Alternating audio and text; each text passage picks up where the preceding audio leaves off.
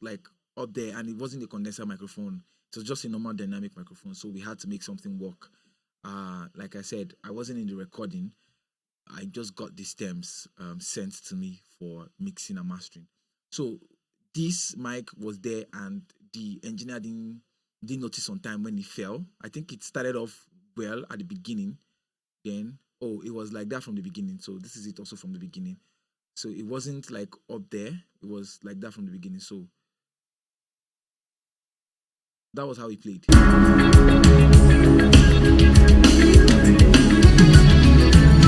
So that I think that was how he played the entire the entire kit on that day. So we had to figure out a way to make it work. So if you listen to it, we have, although normally an overhead microphone will sound like the entire kit or room mic, but then it's not going to have this so much details on the drums and of course the arrangement of the cymbals too. Well, it was a success. So we had to come up with an idea, something that will work. So I sort of panned the raw drums, and I panned the raw drums the way it came in after getting staging. Then I did the panning. Then I bounced everything into this overhead left and overhead right.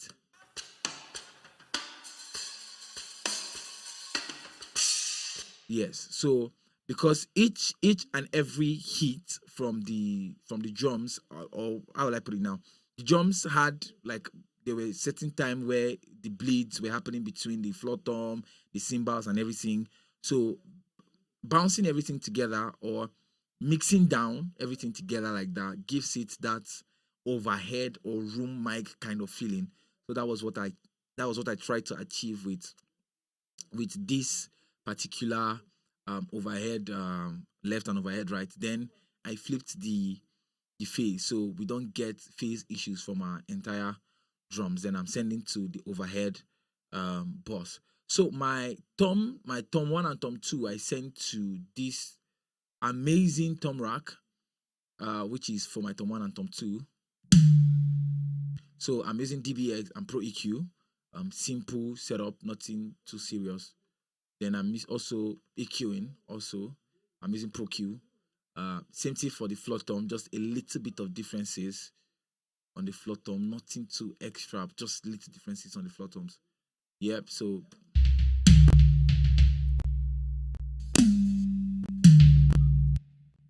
just that. And I have my overheads here. My overheads now, it's I'm running the compressor because I EQ'd the each I EQ'd the overheads, just taking out a lot of the load and making it brighter a bit. I did it for both of them, and including the cymbals also, just to give it that same fullness and that same feeling, so they don't sound different. Then sending it to the studio verb, just to give it that room feeling. Like I said, I wanted it to sound, wanted to achieve like a room mic kind of thing, since the overhead mic was too close to. So it sounded like a room microphone. So then I'm sending all of my drums to this drum bus. I'm running it through CLA drums. So what I'm doing is just I took off all the reverb and the gate. I'm just a little bit of compression. Then the tremble and the bass. The tremble is on bite. The bass is on sub. Just arranging it a little bit, and my setup is on the room, just to put everything in the same space. But I took off the reverb on it and the gate, so it sounds like this.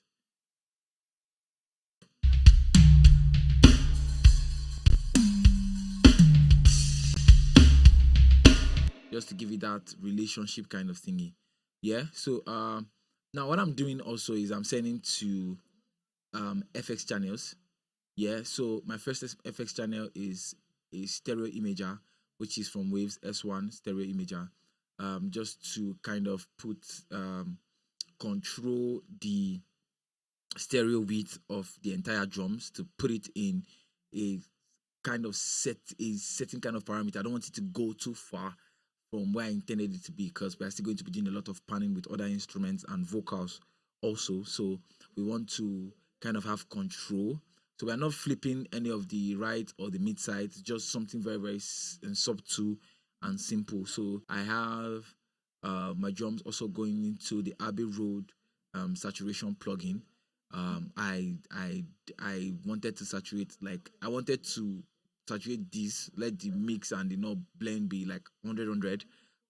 Then I would control from my main fader, which is from here. Right now I'm on my minus 21.1. If I increase, it's going to sound a little bit distorted. So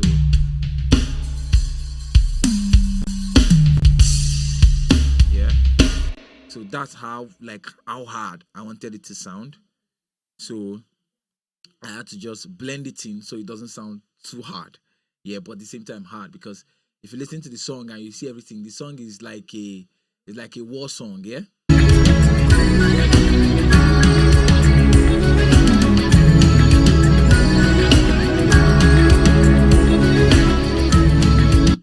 So it's like the drums is like the center of focus in the entire song. So we needed the drums to speak for itself. Wanted the drums to be like very, very in front of the entire thing. So that's what we are doing with this drum. So that's why I did that kind of saturation settings for it. So the next thing here is the Valhalla vintage verb for my drum reverb.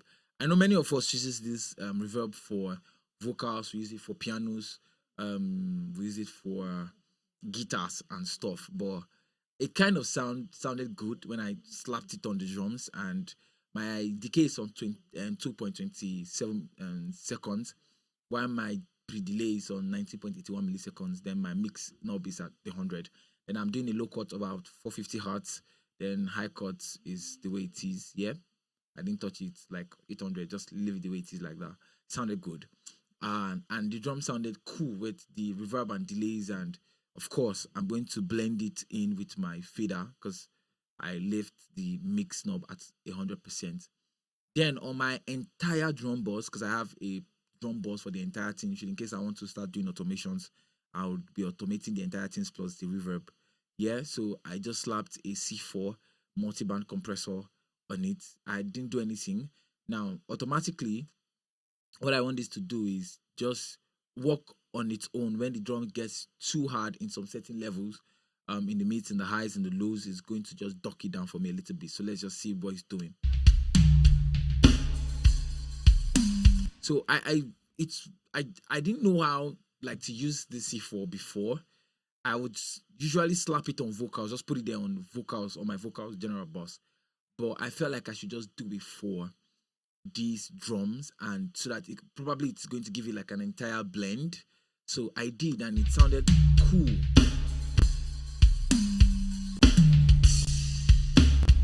And I loved it, and I left it like that. So that's the drums. That's how I got to get drums to sound cool. So I'm not doing like an excessive mixing here. I'm not doing too much stuff. And of course, I've bounced a lot of things, and I try to like put these stuffs on back to see how to remember what I was doing before. So if you're wondering what this is input control. You can, if you're using Studio Pro, you can just come down here and input control, just channel component input control, just click it and you have input control. Here you can be able to flip phases, add like inputs and gain to your track or whatever thing you're doing. So I love that feature, so that's what I'm using. So on my bars, remember we are using a side chaining software to kind of dock the bass guitar to the kick drum, so we don't have that going too much. We're using Bass Rider from Waves. So this is my setup. Okay, let's start from the kickstart. My setup on the kickstart is just a little bit simple because it's like a straightforward plugin. Just set your knob, just move it around until you get the perfect place where you want it to sit. Like mine now, 59. I love it like that. So I wanted to sit there. So I have my bass rider coming in. Um, so I'm doing a minus 2.05 um, on this knob here. That's where it is. And this knob automatically works with what you set here on the range. So whatever range you you set it up to come out from or go into, that's where this rider will go with we go higher. That's how high this rider will go. It won't go higher than the range that you set it to be. And I did that. Mine was on 12, yes, 12.8. So it won't go higher than where you set it to be. Let's say we set it to go up. See that the rider goes up. So we want it to be on minus 12 here. 8. Yes, that's what I want it to be. So very, very simple and straightforward setup. Then I'm running it through ProQ and I'm cutting lows and in the mid, then I'm boosting that high end. Then of course the sweet spot of the bass guitar itself, the 100 hertz magic, 100 hertz, 118 hertz magic. So just boost that a bit and you get your bass to sound cool. And I'm not running this through any amp like that, except the rider, because it kind of work like an amp also. So I'm not running this through any amp. Usually I'll have the Mustang bass amp here since Studio Pro. Mustang native, not the Mustang native, where is that? Rumble native. So I have it coming through the Rumble native normally. If I want to run it through an amp, I'll have it coming through the Rumble native. But I'm not doing any amp settings here or any amp plugins. Just the bass rider alone was enough for what I wanted, and it was cool. So now I'm running this through the fat channel. My guitar is coming through the fat channel. I'm using Rock 1 Precept.